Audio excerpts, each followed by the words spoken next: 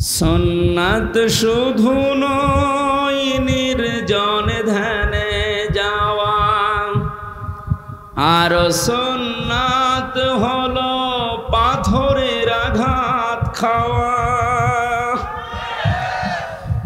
সুন্নাত শুধু নয় মেষ চরাতে যাওয়া, আর সুন্নাত হলো রাষ্ট্রনায়ক হওয়া। মহাব্বতে তার সুদিনের সাথী তুমি, হামজার মতো তার পাশে থাকো কি? আর কিছু সুন্নাত আছে তুমি জানো কি? জানলেও জীবনে কখনো তা মানো কি? আলহামদুলিল্লাহ। নাটোর জেলার বড়াইগ্রাম থানার অন্তর্গত গাড়ফা যুব সমাজের উদ্যোগে তাফসিরুল কোরআন মাহফিলের স্বনামধন্য সভাপতি জনাব ওবায়দুল্লাহ হক, সভাপতি বাংলাদেশ জামাতে ইসলামী চান্দাই ১ নম্বর ওয়ার্ড। আজকে বাংলাদেশ জামাতে ইসলামী একামতে দিনের এই সংগঠন বাংলাদেশের ওয়ার্ড পর্যায় পর্যন্ত পৌঁছিয়ে গেছে, আলহামদুলিল্লাহ। আমার সাথে কুষ্টিয়া থেকে আজকে এসেছেন আপনাদের এলাকার সন্তান, আমাদের কুষ্টিয়া জেলা ছাত্র শিবিরের সভাপতি জনাব জাহাঙ্গীর আলম ভাই, সামনে বসা মুসলমান ভাইরা, পর্দার আড়ালের সম্মানিতা মা এবং বোনেরা, প্রশাসনের ভাইরা, প্রান্তীয় নাটোরবাসী, আমরা আজকে যে দিনটা পার করছি এটা সফর মাসের ৩০ তারিখ। এই তো কিছুক্ষণ পরে যে ১২টার সময়, রাত ১২টা থেকে আরম্ভ হবে। রাত যেহেতু আরবিতে আগে আসে, রবিউল আওয়াল একটা মাস আছে, নাম জানেন না? একটা গুরুত্বপূর্ণ মাস আমাদের মুসলিমদের জন্যে। অনেকগুলো শিক্ষা এই মাস আমাদের দিতে আসতেছে, প্রায় ১২টা শিক্ষা দিয়ে যাবে। যদিও ১২ই রবিউল আওয়াল বলা হয় নবীজির জন্ম, মতভেদ আছে, ৯ রবিউল আওয়ালও বলা হয়, ১২ই রবিউল আওয়াল যাই বলেন, প্রসিদ্ধ এবং বিশুদ্ধ মত ১২ই রবিউল আওয়ালই হবে। তারপরেও রবিউল আওয়ালের যেদিন নবীজি আসুক না কেন, আমরা এই মাসে যে শিক্ষাগুলো নবীজি নবীজির মাধ্যমে আল্লাহ আমাদেরকে দিতে চেয়েছেন, প্রতিটি মাসেই শিক্ষা আছে আরবিতে। ইন্না ইদ্দাতাশ শুহুরি ইনদাল্লাহি 12 শাহরান ফি কিতাবিল্লাহ।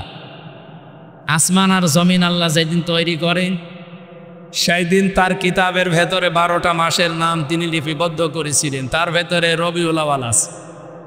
যদিও কোরআনে কারিমে আল্লাহ 12টা মাসের নাম সরাসরি উল্লেখ করেননি, শুধু একটা মাসের নাম দিয়েছে, কি বলে তো?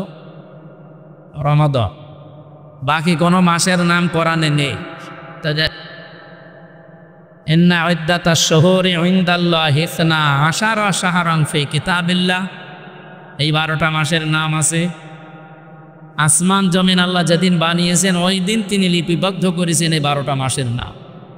বলেন যে রবিউল আওয়াল 12টার পর থেকে যে আরম্ভ হবে, এটা কি বয়স ১-২ বছর, ৫-৭ বছর, কত হাজার হাজার বছর আমরা জানি না। আমরা এদেশে বহু মানুষের জন্মদিন, মৃত্যুদিন এবং প্রত্যাবর্তন দিন পালন করি। এই পৃথিবীর শ্রেষ্ঠ মানুষ যিনি আসতেছেন যে মাসে, সেই মাস আমাদের সামনে ছায়া ফেলতে যাচ্ছে। এই মাসকে ওয়েলকাম জানানো দরকার না? আমরা যে সমস্ত বিষয়গুলো ওয়েলকাম জানাই, স্বাগতম জানাই, ওগুলো স্বাগতম জানানোর মতো না। কুল বিফাদলিল্লাহি ওয়া বিরহমাতিহি ফাবিযালিকা ফালিয়াফরাহু ওয়া খায়রুম মিম্মা ইয়াজমাউন। আল্লাহ তাআলা বলেন সূরা ইউনূসের ৫৮ নম্বর আয়াতে আছে, নবী আপনি বলে তাম দুনিয়া যা পেয়ে আনন্দে আছে, আমি আল্লাহ তোমাদের মাঝখানে যাকে পাঠাচ্ছি আনন্দের বিষয় সেই মুহাম্মদুর রাসূলুল্লাহ। সুতরাং তাকে যারা পেয়েছে তারা যেন আনন্দে থাকে বা আনন্দ করে। ওয়া খায়রুম মিম্মা ইয়াজমাউন, তামাম দুনিয়া যা পেয়ে, যা গেইন করে, যা অ্যাচিভ করে, যা অর্জন করে, আনন্দ করে, এগুলো একটাও স্থায়ী না, একটাও স্থায়ী, এমনকি কারো আদর্শ স্থায়ী না। এ পৃথিবীতে একজনের আদর্শ স্থায়ী এখন আছে, কিয়ামত পর্যন্ত থাকবে ইনশাআল্লাহ, মুহাম্মাদুর। সুতরাং তারা আদর্শে যারা আছেন তারা আনন্দ করতে পারে, তারা খুশি হতে পারেন মন থেকে, তারা উল্লাস করতে পারেন এই অর্থে যে আমি মুহাম্মাদুর রাসূলুল্লাহর উম্মত। হুয়া জিতাবাকুম, তিনিই তোমাদেরকে নির্বাচিত করেছেন। আমা জাআলা আলাইকুম ফিদ-দীনি মিন হারাজ, আর দিনের উপরে মুহাম্মাদুর রাসূলুল্লাহর আদর্শের উপরে চলতে গিয়ে যে সমস্ত বাধা বিপত্তি আসে এগুলো আল্লাহ নিজের পক্ষ থেকে সব দায়িত্ব নিয়ে দূর করে দিয়েছে। আপনি কথার অর্থ বোঝে? আজ আমরা বিশ্বনবীর আদর্শে যারা আছি এদেশে, বিপদ আপদ মুসিবত যাই আসুক না কেন এটা আমি নিজে সরাতে পেরেছি, আপনি পারবেনও না। এই বিপদ আপদ মুসিবত ষড়যন্ত্র সব সরানোর দায়িত্ব কার? এই জন্য আমাদের কোনো টেনশন নেই। ওয়ালা তাহিনু ওয়ালা তাহজানু ওয়া আনতুমুল আ'লাউনা ইন কুনতুম মুমিনিন, কোনো ভয় নেই, কোনো টেনশন নেই, কোনো চিন্তাও নেই, এমনকি দুশ্চিন্তাগ্রস্ত হওয়াও নিষেধ মুমিনের। ইন কুনতুম মুমিনিন, যদি মুমিন হতে পারো, ওয়া আনতুমুল আ'লাউনা, তোমরা বিজয়ী হবে না, হবেই। আমি আরবি গ্রামার পড়ে দেখেছি মুবতাদা সব সময় মারেফা হয়, খবর হয় নাকেরা, অনির্দিষ্ট। কিন্তু খবর হয়ে যায় মারেফা হয়, তাহলে ইফিদুল হাসরা, হসরের ফায়দা দেয়। এখন বাংলা অর্থ দাঁড়ায় শেষে হর্ষাই দেওয়া লাগে। আল্লাহ তাআলা বা আনতুম আ'লাউনা দিতে পারতে, আলিফ লাম বাদ দিলেও আমি অর্থ করতে পারতাম। যারা আলেম আছে তারা আলিফ লাম বাদ দিয়ে পড়তে দেন, আমি নেড়া আরবি সব জের জবর দিয়ে দেব, আমি অর্থও আপনি বাংলা ভাষা ইংরেজি ভাষায় করে দেব। কিন্তু আনতুমুর আ'লাউনার আগে আলিফ লাম দিলেন। আমরা চিন্তা ভাবনা করে দেখলাম এখানে আলিফ লাম দেওয়ার কারণ আল্লাহ নিজে দায়িত্ব নিয়ে গ্যারান্টি দিচ্ছেন তোমরা বিজয়ী হবেই। একটা শর্ত তো লাগিয়েছেন, ইন কুনতুম মুমিনিন, যদি মুমিন হতে পারো। বলেন তো বিজয় দেওয়ার একচ্ছত্র মালিকানা কার? আরো জোরে বলেন।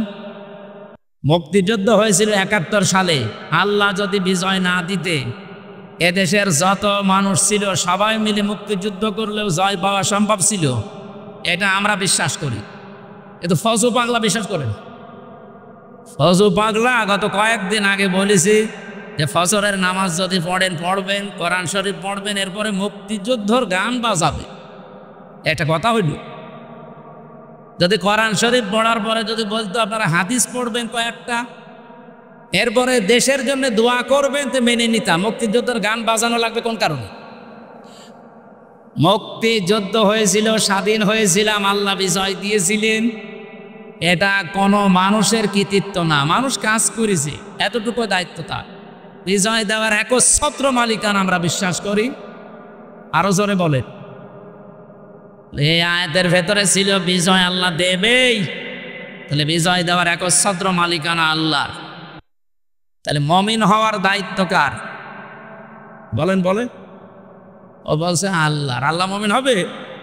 আল্লাহ তো মমিন আছে। আল্লাহর যে ৫,০০০ নাম তার ভেতরে আমরা ৯৯টা কম বেশি জানি, এখানে মমিন নামে একটা নাম নেই। আল্লাহ তো নিজে মমিন আছে, উনি আবার মমিন হবে কেন? ওনার ওপর বিশ্বাস করে আমাদের মমিন হওয়া লাগবে।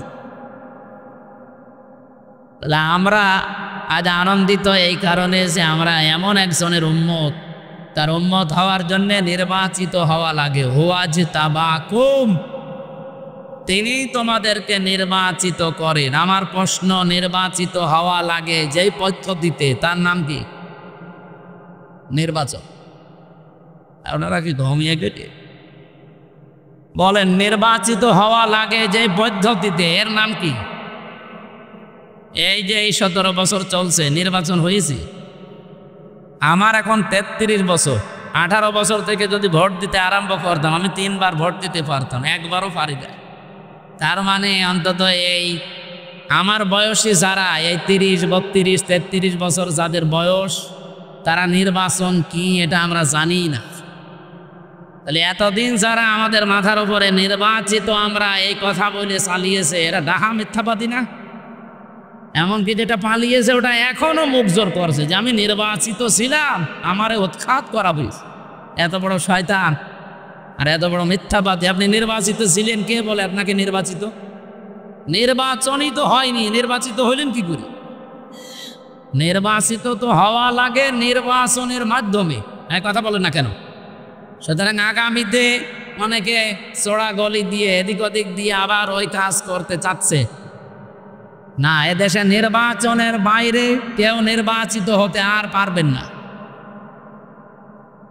আমি খোলাখুলি বলছি, এটা রেকর্ড হচ্ছে, সারা দেশে যাচ্ছে। অনেকেই সত্য মিথ্যা মিলিয়ে বিভিন্ন ষড়যন্ত্রের মাধ্যমে তারা জানাতে চায় বাংলাদেশ জামাত ইসলামী নাকি ষড়যন্ত্র করছে দেশে যেন নির্বাচন না হয়। এই যে কোরআন শরীফ আমার হাতে, এটা দেখা মিথ্যা কথা।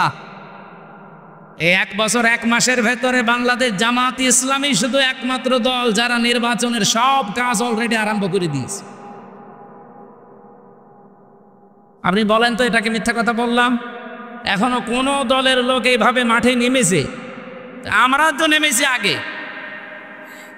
আপনি কোন কারণে এ দলের উপরে মিথ্যা তহমত চাপিয়ে দেন? মিথ্যা চাপাতে চাপাতে এখন আর জায়গা নেই। সুতরাং যারা এই ষড়যন্ত্রমূলক কথা বলছেন আপনারা থামবে। গত পরশুদিন কি হয়েছে রাতের বেলা আপনারা জানেন? গোপন সংবাদ। এদেশে যা আরম্ভ করেছেন আপনাদের 1 বছর 1 মাসের তালিকা কিন্তু বিশ্ব আন্তর্জাতিক মডেল যারা অনেকেই পেয়েছে হাতে, তারা আপনাদেরকেও দিতে চাচ্ছে না। আর মিথ্যা তহমত আমাদের উপরে যা লাগিয়েছেন এই কয়েকদিন ধরে যেটা চলছে, বিশেষ করে চরমপন্থার সাথে মৌলবাদ নাম দিয়ে এদেশের মুসলমানদেরকে অনেকেই এখনো পর্যন্ত কালার করার চেষ্টায় আছে এই বিশ্বের মডেলদের কাছে। আমি খোলাখুলি বলছি, এ কথাটা ওনার না, যে বলেছে তার নাম নিলাম না। এ কথা দাদারা শিখিয়েছে এতদিন খনি হাসিনাকে, ওই কথা এখন শেখাচ্ছে অনেককে। ওনার মতো যদি আবার ফাঁদে পা দেন, উনি তো অন্তত শ্বশুর বাড়ি পেয়েছে, আপনার তো শ্বশুর বাড়ি এই দেশে, আপনি কি করবেন তখন? এজন্য কারো কালো ফাঁদে পা দেওয়া যাবে না, চিন্তা ভাবনা করি। শেষে আপনারাও পাবেন না, ইসলামের হাতেও দিলেন না। শেষ পর্যন্ত এটা দেখবেন সাদা চামড়া যারা, তারা অন্য একটা ব্যবস্থা করে ফেলবে। এখন তো অন্তত দাড়ি রাখতে সুযোগ পাচ্ছে, নামাজ পড়তে যেতে পারেন মসজিদে। আমরা বাদ দিয়ে যদি অন্য কেউ শকুনের মশাই এসে এই জায়গাটা দখল করে আবার একবার নিতে পারে না, তখন মসজিদেও যেতে পারবেন না, কপাল থাপড়িয়ে মরবে। আশা করছি রেকর্ড হচ্ছে বলে সারা দেশে যাবে। আমি সতর্ক করলাম, এটা আমি গোপনে জানি। আল্লাহ আমাদেরকে সব কিছু থেকে হেফাজত করুন। আমাদেরকে নির্বাচিত করেছেন কে বলেন? কি হওয়ার জন্যে? উম্মত, নবীজির উম্মত। যেহেতু আর 1-1.5 ঘন্টা 2 ঘন্টা পরে আরম্ভ হবে তার জন্মের মাস রবিউল আওয়াল। আমি এই সংক্রান্ত বিষয়গুলো সামনে এনে আজকে কথা বলতে চাই ঘন্টাখানিক। থাকবেন তো ইনশাল্লাহ? এখানে একেবারে নিস্তব্ধ হয়ে যাবেন, ভালো করে শুনবেন। যে আল্লাহ আমাদেরকে অন্তত এই গুরুত্বপূর্ণ একটা মাসে, সফর মাস শেষের দিকে রবিউল আওয়াল আসতেছে, তিনি আমাদেরকে কোরআন কেন্দ্রিক জীবন গঠন করার জন্যে, রসুলের সুন্নাহ কেন্দ্রিক জীবন গঠন করার জন্য আজকের এই আয়োজনে হাজির হওয়ার তৌফিক দিয়েছে। এখানে দল মত নির্বিশেষে সবাই আছি আমরা। আমাদের পরিচয় এখন একটাই, আল্লাহর বান্দা, রসুলুল্লাহর উম্মত। আর অন্য কোনো পরিচয় আছে? ওগুলো সব বাদ দে। যে আল্লাহ আমাদেরকে সত্যিই বাড়ি থেকে পর্যন্ত নিয়ে এসে বসিয়ে রেখেছেন। আমি আসার সময় আমার পা দেবে যাচ্ছিল, তার মানে জায়গাটা এখনো ভেজা কাদা, নিচ দিয়ে এখনো পর্যন্ত ঠান্ডা উঠতেছে। বৃষ্টি কখন নেমে যায় এখন তো আর গ্যারান্টি নেই। এই জন্য আমরা খুব তাড়াতাড়ি করব। খুশি হয়ে বলেন আলহামদুলিল্লাহ। দরুদ আর সালাম পাঠ করার মাধ্যমে আজকে আমরা আরম্ভ করছি রবিউল আওয়াল। রবিউল শব্দের শাব্দিক অর্থ হচ্ছে বসন্ত। আওয়াল মানে প্রথম, প্রথম বসন্ত। বসন্ত কি খারাপ? এটা আসলে সব সজীবতা ফিরে পায়। এ পৃথিবী ঠিক ওই রকম অকেজো হয়ে গিয়েছিল। রব্বুল আলামিন বলেন, লাকাদ মান্নাল্লাহু আলাল মুমিনিনা ইয বাআসা ফীহিম রাসূলাম মিন আনফুসিহিম ইয়াতলু আলাইহিম আয়াতিহি ওয়া ইউযাক্কিহিম ওয়া ইউআল্লিমুহুমুল কিতাবা ওয়াল হিকমা ইলা আখিরি আয়াত। সূরা আলে ইমরান থেকে বলছি 164 নম্বর আয়াতে আছে আল্লাহ পাক বলেন লাকাদ মান্নাল্লাহ, অবশ্যই আমি আল্লাহ মানন করেছি, অনুগ্রহ করেছি আলাল মুমিনিনা, পৃথিবীর মুমিনদের উপরে। আমরা যারা ঈমান এনে মুমিনের দাবি করছি, আমাদের উপরে সবচাইতে বড় মানান অনুগ্রহ দয়া আল্লাহর কি? ইয বাআসা ফীহিম রাসূলা, আমি একজন রাসূল পাঠিয়েছি তোমাদের মাঝে, এটা সবচাইতে বড় মানন আল্লাহর। তাফসীর আমি পড়তে গিয়ে এদের থেকে দেখেছি পৃথিবীতে যত দয়া, যত রহমত, যত মানান অনুগ্রহ আল্লাহ দিয়েছে, সবচাইতে বড় দয়া আল্লাহর কাছ থেকে এসেছে তিনটা। 1 নম্বরে কোরআনে কারীম, 2 নম্বরে মুহাম্মদুর রাসূলুল্লাহ, 3 নম্বরে আমরা মার বাবা পেয়েছি, এটা আল্লাহর রহমত। তাদের বেঁচে আছে, রহমত বেঁচে আছে। তাদের মারা গেছে, তার রহমত আর দুনিয়ায় নেই। তাহলে 2 নম্বরের ব্যাখ্যা বলছিলাম, বিশ্বনবীকে আমাদের মাঝে আল্লাহ পাঠিয়েছেন রহমত, মানান, অনুগ্রহ, দয়া হিসাবে। কি করতেন তিনি? ইয়াতলু আলাইহিম আয়াতিহি, তিনি আল্লাহর আয়াত তেলাওয়াত করে আমাদেরকে শোনাতেন। আজ ওপেন বলছি, আজ যত রকমের কথা বিভিন্ন রাজনৈতিক দল, বিশেষ করে বাংলাদেশে যারা দিন কায়েম করতে চান, তাদের ওপরে আপনারা ছড়িয়ে দেন, তাদের ওপরে আপনারা বসিয়ে দেন, তাদের ওপরে আপনারা চাপিয়ে দেন। তাদেরকে বলছি যে মানুষগুলো বাংলাদেশে বলেন আমরা নবীওয়ালা কাজ করি, এই বাংলাদেশ সহ বিশ্বে নবীওয়ালা কাজ করছে যারা এই 4টা কর্মসূচি হাতে নিয়েছে। 1 নম্বরে ইয়াতলু আলাইহিম আয়াতিহি, যারা আল্লাহর আয়াত তেলাওয়াত করে মানুষকে শোনায়। আরে ভাই, আমি তো নিজে সাক্ষী দিচ্ছি, এতদিন তো ওইভাবে অ্যাক্টিভ ছিলাম না। জেল থেকে বের হয়ে অ্যাক্টিভ হয়ে দেখলাম বাংলাদেশ জামায়াতে ইসলামী এবং ইসলামী ছাত্র শিবির আর ইসলামী ছাত্রী সংস্থা, এই 3টার ভেতরে আমি শুধু পেয়েছি তারা কোরআন তেলাওয়াত করে আগে মানুষকে শোনাবে। এটা প্রথম কর্মসূচি। এটা শোনাতে হলে নিজের যোগ্যতা লাগবে, এই জন্য তাদের 15টা পয়েন্ট প্রতিদিন লেখা লাগে। তার প্রথম পয়েন্টে আপনি কোরআন শরীফ কয় আয়াত পড়েন, বুঝে পড়েন না আন্দাজে পড়েন, ওইটাও আবার লেখা লাগবে। হাদিস আপনি কয়টা পড়েন, বুঝে পড়েন না ব্যাখ্যা সহ পড়েন না আন্দাজে পড়েন, ওইটাও লেখা লাগবে। আরও তো 13টা বাদ দিলাম। আপনি এই 2টাই ধরেন, নবীওয়ালা কাজ করতে হলে অবশ্যই আপনাকে কোরআন জানা লাগবে। এক কথা বলেন না কেন? বাংলাদেশ জামাত ইসলামীতে যোগ দিতে হলেই আপনাকে যদি আস্তে আস্তে উপরে উঠতে হয়, মাস্ট বি কোরআন জানা লাগবে। জামাতের কোনো রকম হয়েছে কোরআন পড়তে পারে না, আপনি বাংলাদেশ পুরাটা যদি দেখাতে পারেন, আমি ওয়াজ বাদ দিয়ে দেব। আমি নিজে তো সারা দেশে গেছি, আমার নিজের জেলা থেকেও বলছি। আমার মতো আমির হামজা, আমি হাফেজ, কোরআনের ওপর আমার অনার্স মাস্টার্স করা। আমার রকম হতে গিয়ে যিনি দায়িত্বে এসেছিলেন ঢাকা থেকে 120টা প্রশ্ন করিস। আমার মতো মানুষ 120টা প্রশ্ন, কোরআন কেন্দ্রিক প্রায় 20টা, পরিবার নিয়ে 20টা। এতদিন পর্দার ওয়াজ করেছি, কিন্তু খাস পর্দা কি এটা আমি নিজেও ওভাবে মানতাম না। অক্টোবরের 13 তারিখে রোকন হওয়ার পর থেকে আমি বাস্তবে দেখেছি যে পর্দা কি জিনিস আর কেন করা লাগে। জামাত ইসলামীর কথা আমি এই জন্যে বলছি, বাংলাদেশে 73টা সংগঠন আছে, দল আছে। কোন দলে আপনি কাজ করলে জামাত কর্মী মানে সমাজকর্মী, অন্য দলের কোনো কর্মী মানে সমাজকর্মী আমি পাইনি। কিন্তু জামাত ইসলামের কর্মী হতে হলে আপনাকে আগে সমাজকর্মী হওয়া লাগবে। এটা বানিয়ে বললাম? আপনি সারা বাংলাদেশে 56,000 বর্গ মাইলে যেখানে জামাত কর্মী দেখবেন, সে শুধু কর্মী না, আর দেখবেন সে সমাজকর্মী। তার যতটুকু ইনকাম আছে ওই টাকা দিয়ে হলেও, দলীয়ভাবে হলেও, এলাকার মানুষকে নিয়ে হলেও সে সামাজিক কোনো কর্মকাণ্ডের সাথে দেখবেন লেগে আছে। এই জন্যে আমরা গ্যারান্টি দিতে পারি বাংলাদেশে জামাত ইসলামীতে ছোট থেকে বড় পর্যন্ত যারা আছে কেউ চাঁদাবাজি করে না। রবিউল আউয়াল মাসের যে 12টা শিক্ষা বলছিলাম না, তার একটা শিক্ষা আছে। আমরা শেষ পর্যন্ত ঘন্টাখানিক কথা বলতে চাই, থাকবেন তো? গুরুত্বপূর্ণ কিছু তথ্য নিয়ে আসবো ইনশাআল্লাহ। আমার ভাইরা, খুব অল্প সময়ের ভেতরে যেহেতু কথা শেষ করা লাগবে, নবীওয়ালা কাজ করতে হলে 4টা কর্মসূচি হাতে নেওয়া লাগে। 1 নাম্বারে আপনি আল্লাহর আয়াত তেলাওয়াত করে মানুষকে শোনাবেন, দাওয়াত দেবেন। এটা জামাত ইসলামীর ভেতরে আমি পেয়েছি। এই জন্য নবীওয়ালা কাজ যদি কেউ করে তাহলে দেশে জামাত ইসলামী করছে। 2 নাম্বারে ভাই জাক্কিহিম, তারা পবিত্রকরণ। এই যে সংস্কার বলছেন, এটা এই শব্দ থেকে নেওয়া। সংস্কার তো 1 বছর 1 মাস হয়ে গেল, যা আশা করেছিলাম কিছুই হয়নি।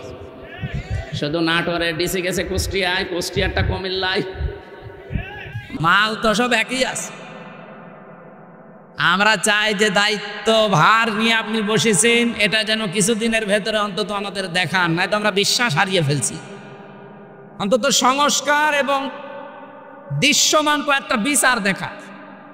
এক কথা বলেন না কেন যে একটা মহিলার সিদ্ধান্তের কারণে 2000 মানুষ অলরেডি বিদায় নিয়েছে। এটা সরকারি জরিপ। বেসরকারি জরিপ হচ্ছে 3432 জন। এতগুলো মানুষ যার কারণে দুনিয়া থেকে এই 24 সালেই বিদায় নিল, আর এই 15.5 বছর তো বাদই দিলাম। এখনো পর্যন্ত প্রায় 40,000-এর উপরে মানুষ বিভিন্ন হাসপাতালের বেডে, বাড়িতে কাতরাচ্ছে। একটা মানুষের কারণে যদি এরকম ক্ষতি হয় তো তার কিছু করা দরকার না? আমরা চাই খুনি হাসিনার দৃশ্যমান বিচার যেন এদেশে তাড়াতাড়ি করা, নয়তো আবার কেউ খুনি হাসিনা হয়ে উঠবে। অনেকে আশা প্রকাশ করছে। আজকেও একটা মিছিল হয়েছে ঢাকাতে, পিঠের ওপরে বাম্বু গেছে, তখন আবার সোজা হয়ে গেছে। আজকে বিকালবেলা দেখবেন ফজলুর রহমান ফজল সাহেব উনি সংবাদ সম্মেলন করে বলছে, আমি জামাতকে কালো দল বলি নাই, মুখ স্লিপ হয়ে বেরিয়ে যেতে পারে, আমি বলি নাই। আমার মনে হয় কেউ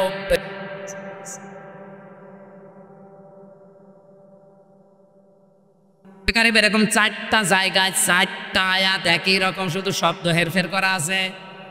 সূরা বাকারা 129 নম্বর আয়াত, সূরা বাকারা 152 নম্বর 151 নম্বর আয়াত, সূরা আলে ইমরান 164 নম্বর আয়াত, আর সূরা জুমা 2 নম্বর আয়াত। এই 4টা জায়গায় একই কথা আছে যে নবীওয়ালা কাজ করতে হলে এইগুলো করা লাগে। যারা এদেশে করছে আপনি নির্দ্বিধায় বিশ্বাস করতে পারেন কোরআনের সাথে তাদের মিল আছে, তারাই মাত্র নবীওয়ালা কাজ করছে। আল্লিমুহুমুল কিতাব, 3 নম্বরে তারা কিতাবের শিক্ষা ব্যবস্থা চায়। এই বাংলাদেশে যতগুলো আন্দোলন হচ্ছে আল্লাহর কোরআনকে শিক্ষা ব্যবস্থায় নিয়ে যাওয়ার জন্য আপনি তাকান। এই যে 15 বছরের ভেতরে একটা বিষয় দেখবেন, আগে 5 এবং 8-এ বৃত্তি পরীক্ষা হতো, 100 মার্কের কোরআন হাদিস থাকতো, সেটা এই 15 বছরে পড়াটা তুলে দিয়েছে একটাও। আমরা দাবি জানিয়েছি, আমরা আহ্বান জানাচ্ছি, যেহেতু আপনি 2 জন নবীর নাম নিয়ে বসে আছেন, ডক্টর মোহাম্মদ ইউনুস, কয়জন নবীর নাম? মোহাম্মদ ইউনুস 2 নবীর নাম নিয়ে আছেন। অন্তত এই কাজটা করে যান যাওয়ার আগে, যে আমরা 1 থেকে মাস্টার্স পর্যন্ত দেশে এই কোরআনের 100 মার্কের কম্পালসারি সাবজেক্ট চাই। চান না এটা? সেদিন বাংলাদেশ জাতীয়তাবাদী দলের একজন সর্বোচ্চ পর্যায়ের নেতা, ওনার কাছ থেকে আহ্বান পেয়েই তিনি এসেছিলেন। বাংলাদেশের পথিতযশা যারা আলেমে দিন আছে বড় বড়, ডক্টর কাজী ইব্রাহিম, মুফতি ইব্রাহিম, এরপরে শাইখ আহমদুল্লাহ, এরপরে শাইখ হারুন ইসহার, আমি নিজেও ছিলাম, এরকম আরও যারা আছে, মাওলানা মামুনুল হক, শাকাত হোসেন রাজি আমিনী সাহেবের যে জামাই, এরকম বাংলাদেশের যতগুলো আলেম আছে সব এক জায়গায় হয়েছিল। তারা সবাই চাচ্ছে, এবং জাতীয়তাবাদী দলের গুরুত্বপূর্ণ কয়জন ছিল, আমি নাম নিলাম না, সবাই তাদের মনের ভেতরে এই আশঙ্কা যে যেভাবে চলছে এইভাবে চলতে থাকলে আমাদের ছেলেমেয়েরাও শেষ বয়সে আমাদেরকে বৃদ্ধাশ্রমে রেখে আসবে। কারণ তারা আমার সাথে 3 বছর জেলে ছিল, আমি নিজে দেখেছি, পরিবর্তন হয়েছে তারা অনেকে। তারা এখন চাচ্ছে যে কোরআনে কারিম যেন অন্তত 100 মার্কের কম্পালসারি প্রত্যেকটা জায়গায় হোক। আমরা কোরআন কেন্দ্রিক হতে চাই। এর বাইরে যারা আছেন দাদাদের প্রেসক্রিপশন অনুযায়ী চলেন, ওনাদের সোফা ছাড়া চলতে পারেন না, আপনার কপালে কিন্তু আমার মনে হয় ফজুর মতো গালিগালাজ খাওয়া লাগবে। দেখেন না আজকে কি গাল দিয়েছে, জয় ফজু বেরিয়া, একটা কথা হইল। আলেমদের বিরুদ্ধে কথা বলার ফল এটা।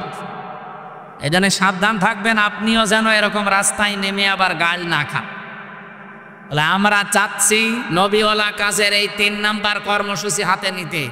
আমি গ্যারান্টি দিতে পারি বাংলাদেশ জামাত ইসলামীকে যদি আল্লাহ ওই জায়গায় পৌঁছিয়ে দেয়, আল্লাহর কসম সংসদ থেকেই পাশ হবে এটা ইনশাআল্লাহ। কোরআনে কারিমে দেশে 92% মুসলমান আমরা, অন্য ধর্মের যারা আছে তাদের ধর্মগ্রন্থ তারা পড়বে, কোনো অসুবিধা নেই, কিন্তু 92% আমরা মুসলমান। আমরা চাই এদেশে 1 থেকে শুরু করে মাস্টার্স পর্যন্ত একটা ছেলে যখন বের হয়ে আসবে অন্তত যেন আলেম হয়ে বের হয়ে আসে।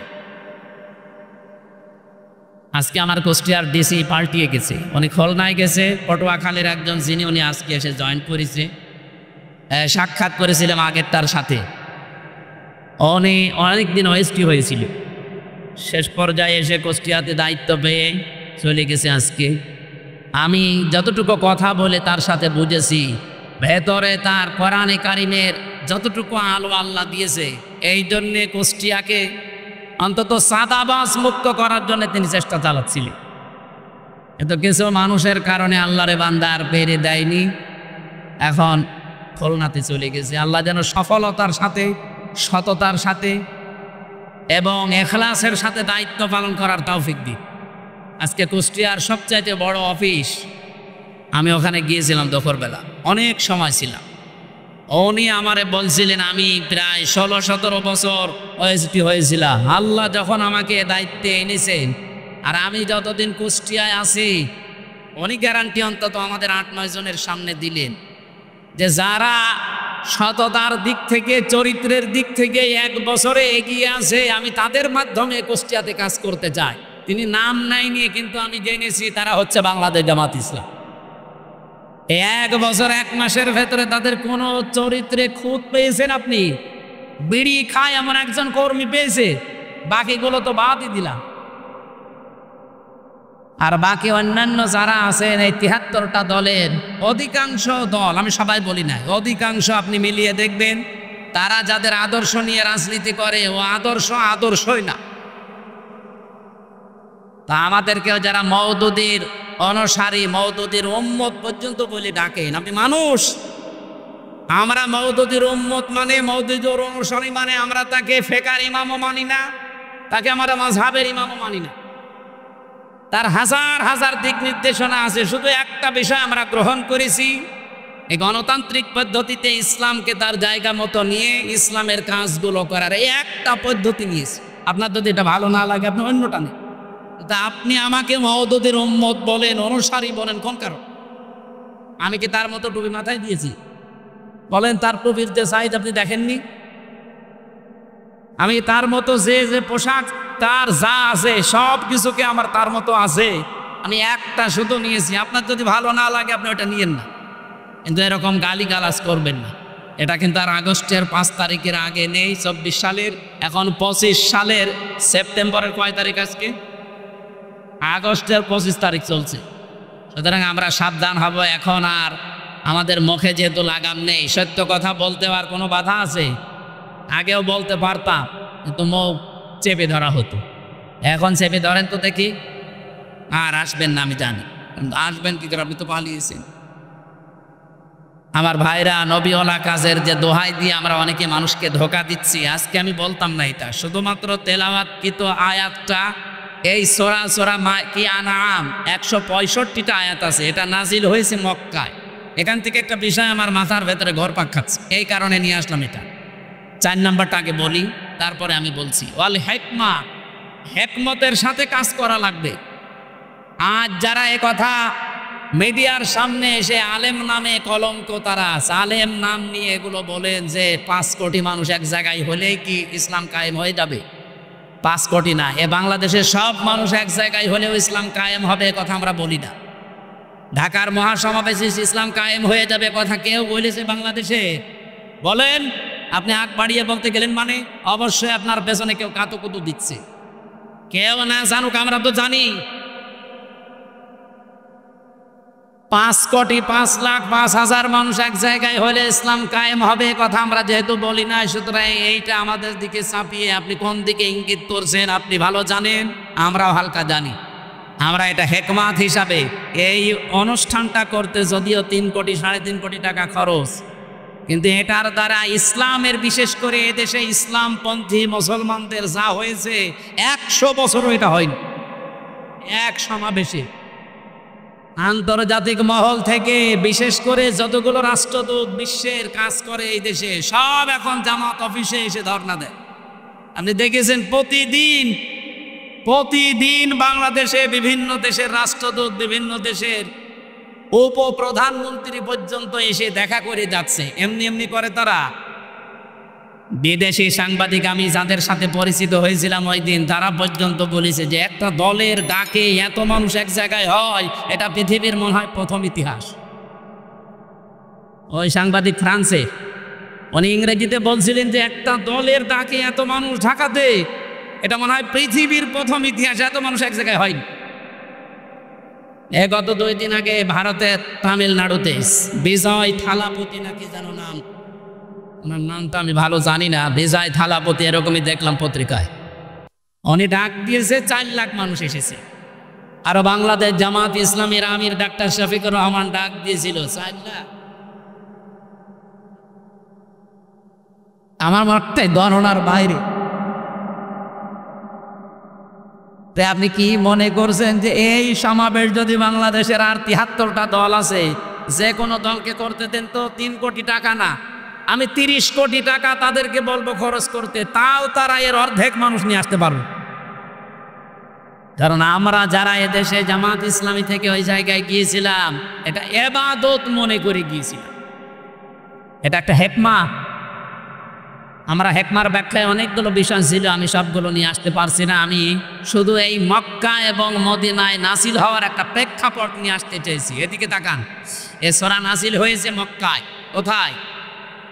কোরআন শরীফের ভেতরে মক্কায় নাসিল হওয়া সূরা 92টা, আর মদিনায় নাসিল হওয়া সূরা 22টা। অন্য আরেকটা বর্ণনা আছে 86টা আর 28টা। আমরা প্রথমটায় ধরলাম, এই সূরাটা মক্কায় 165টা আয়াত আছে, আমরা মাত্র একটা আয়াত পড়েছি।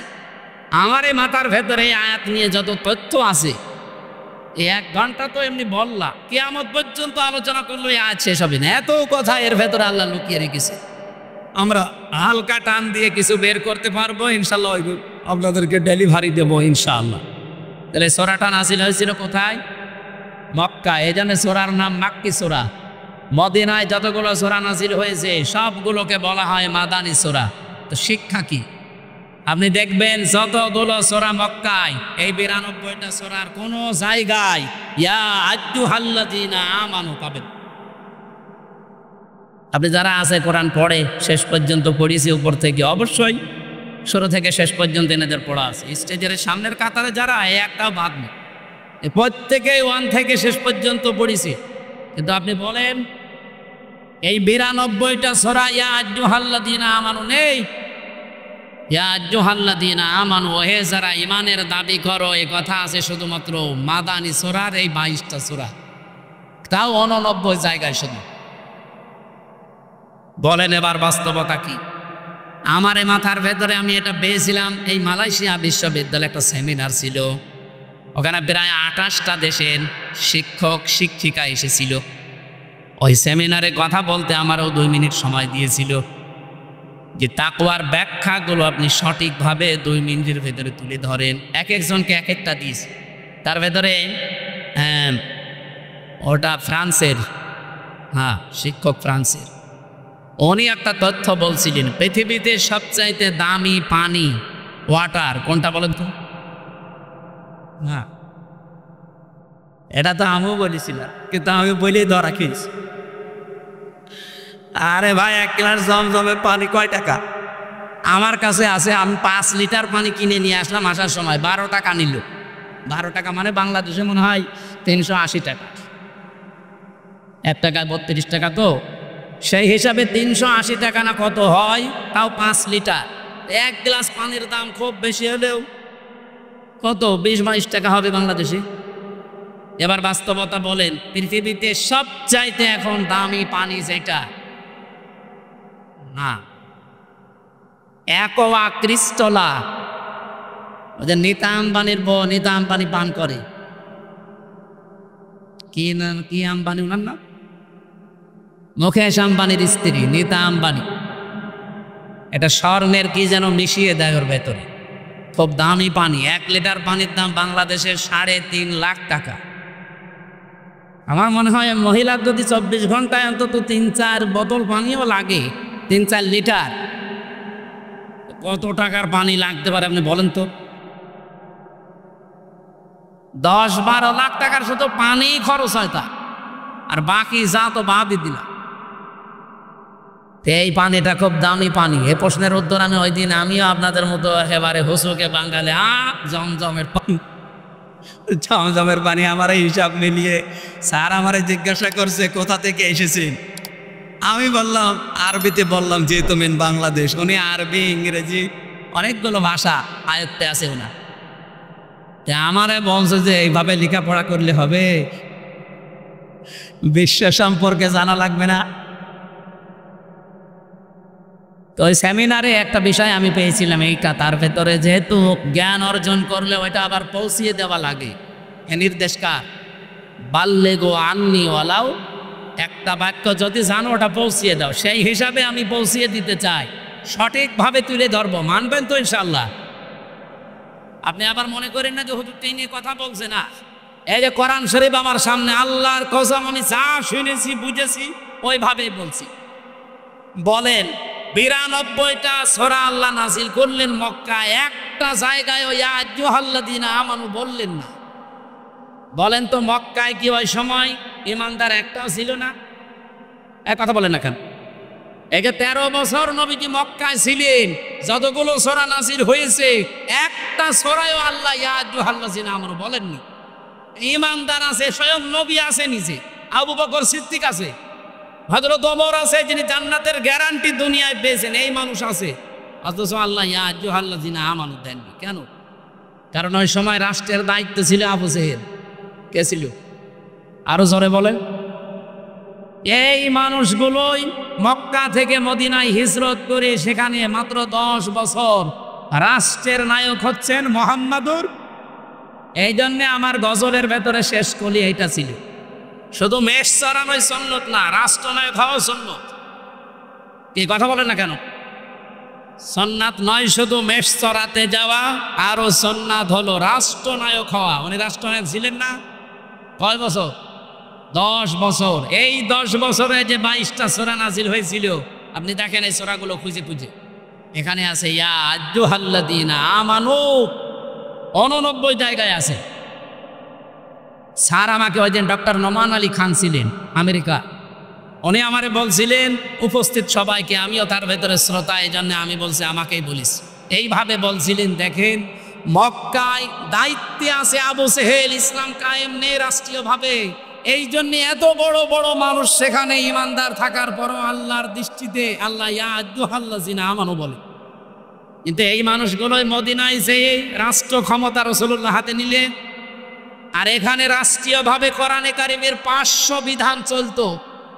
এ কারণে আল্লাহর দরবারে তারা যারাই ছিল ওই দেশে সব এখন যারা ইমানদার সত্য সত্য, তারা এখন পরিপূর্ণ ইমানদার। আল্লাহর দৃষ্টিতে তারা ইয়া আইয়ুহাল্লাযীনা আমানু এর পর্যায়ে। বাংলাদেশে যতদিন পর্যন্ত ইসলাম রাষ্ট্রীয়ভাবে কায়েম না হয়ে আবু জেহেল, আবু লাহাব, উতবা, সাইবার মতো মানুষেরা এই দেশে দায়িত্বে থাকবে, আপনি যত বড় পাগড়ি মাথায় দেন আর যত বড় নবীওয়ালা কাজ করছি বলে নিজেকে প্রচার করেন, আল্লাহর দৃষ্টিতে আপনি 100 ভাগ ইমানদার হতে পারবেন না। 100 ভাগ ইমানদার হওয়া যায় তখন যখন এই বিধান 500 আছে শরীয়তের বিধান, কয়টা? এগুলো রাষ্ট্রীয়ভাবে চলবে। আর রাষ্ট্রীয়ভাবে চললে যে কি শান্তি পাওয়া যায়, আমি তো নিজে বিভিন্ন দেশে যাই, চোখে দেখে আসি। আপনি আফগানিস্তানে যান, মনে হবে একটা মিনি জান্নাতে আছি। আরে ভাই, খালি খেলেই ভালো থাকা যায়, আপনার নিরাপত্তা লাগবে না। আপনি আল্লাহর আইনের বিরুদ্ধে অবস্থান নিয়ে নিজেকে প্রচার করেন, ভয় পান না। এই জন্য কোরআন জানিয়েছে ওয়া কাইফা আখাফু মা আশরাকতুম ওয়ালা তাখাফুনা আন্নাকুম আশরাকতুম বিল্লাহ মা লাম ইউনাজ্জিল বিহি আলাইকুম সুলতানা ওয়া কাইফা আখাফু, আমি কেমন করে ভয় করব? তোমরা যাদেরকে আল্লাহর সাথে শরীক করো তাদের বিষয়ে আমি কেমন করে ভয় করব? অথচ তোমরা আল্লাহর সাথে শরীক করে ভয় করো না। আমরা আল্লাহর আইন জমিনে কায়েম করতে গিয়ে বিভিন্ন উল্টাপাল্টা নাম শুনি, গালিগালাজ শুনি, হুমকি ধামকি পাই, কেন ভয় করব?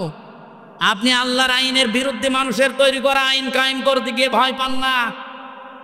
আর আমরা ভয় পাই মানে আপনার পক্ষে কোনো দলিল আছে? বলে আপনি যার আইন দুনিয়ায় কায়েম করতে চান তার পক্ষে কোনো দলিল আছে? তার চরিত্র আছে? তা আমরা যারা আইনের কথা বলি, যারা আইন কায়েম করতে চায়, আল্লাহর কসম কোনো ভয় আমাদের অন্তরে আর নেই। কারণ আমাদের নিরাপত্তার দায়িত্ব ডক্টর ইউনূসে। কার? ফাজ্জুল ফারিকাইনি আহাক্কু বিল আমনি। আহাক্কু ইসমে তাফসীল। বলো তো, এই যে পৃথিবীতে দুইটা দল, একটা আল্লাহর আইনের পক্ষে, একটা আল্লাহর আইনের বিপক্ষে, এর ভেতরে সবচাইতে নিরাপত্তার হকদার কারা? ইন কুনতুম তা'লামুন, যদি জেনে থাকো। এই জন্য আমি 2 দিন আগে বাংলাদেশ জামাত ইসলামী কর্তৃক আয়োজিত এই যে কুষ্টিয়াতে হরিনারায়ণপুর ইউনিয়নে একটা সমাবেশ ছিল, আমাকে মেহমান করে নিয়ে যাওয়ার পরে আমি বলেছিলাম আগামীতে বাংলাদেশে যে নির্বাচন আসতেছে, যে ভোট আসতেছে, একটা হচ্ছে ইসলামের পক্ষে, একটা শয়তানের পক্ষে। এ কথার ভেতরে ভুল আছে। কারণ আল্লাহর আইনের পক্ষে আমরা অনেকে এখন ইসলামী দল যারা সব এখন ভোটের বাক্স একটা দেওয়ার সিদ্ধান্ত নিয়েছি। এর বাইরে যারা আল্লাহর আইন বাদ দিয়ে অন্য আইন কায়েম করতে চান, আমি নাম নিলাম না তাদেরকে কোরআনে কারিমে শয়তানি বলা হয়েছে, নাকি আমি নিজে বানালাম? আল্লাহ রাব্বুল আলামিন বলেন আল্লাযীনা আমানু ওয়া লাম ইয়ালবিসু ঈমানাহুম বিযুলমিন উলাইকা লাহুমুল আমনু। ভালো করে শুনবে, আল্লাহ বলেন আমি নিরাপত্তা দেই, আমার পক্ষ থেকে যদি কেউ নিরাপত্তা পেতে চায় 2টা গুণ অর্জন করা লাগবে, ঈমান আনা লাগবে, আর শিরিক আর জুলুম মুক্ত জীবন গঠন করা লাগবে।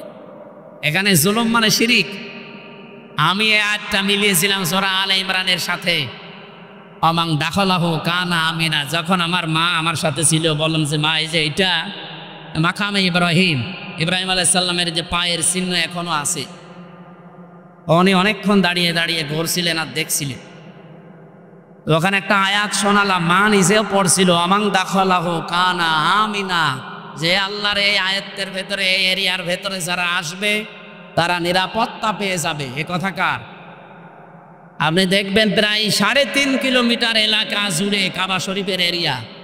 আমি 3.5 কিলোমিটার পার হওয়ার পরে রাস্তায় লেখা দেখলাম মামনুন গয়র মুসলিম তাদখুল। এরকম আরবিতে লেখা আছে যে মুসলমান বাদ দিয়ে অন্য কোনো জাতির লোক এই এলাকায় প্রবেশ করা নিষেধ। কারণ এলাকাটা আল্লাহ নিজে নিরাপত্তা দিচ্ছে। আপনার নিজের বাবার খনিও যদি সামনে পড়ে যায়, এই কাবার এরিয়ার ভেতর আপনি কিছু বলতে পারবেন। কথা বোঝেন? এবার আমার প্রশ্ন এই নাটোরবাসীর কাছে, বলেন তো বাংলাদেশের 56,000 বর্গ মাইল কি কাবা শরীফ? তো এখানে নিরাপত্তা লাগবে না? আজ আমি রাস্তায় চলতে পারি না চাঁদাবাজির ভয়ে, ছিনতাইয়ের ভয়ে।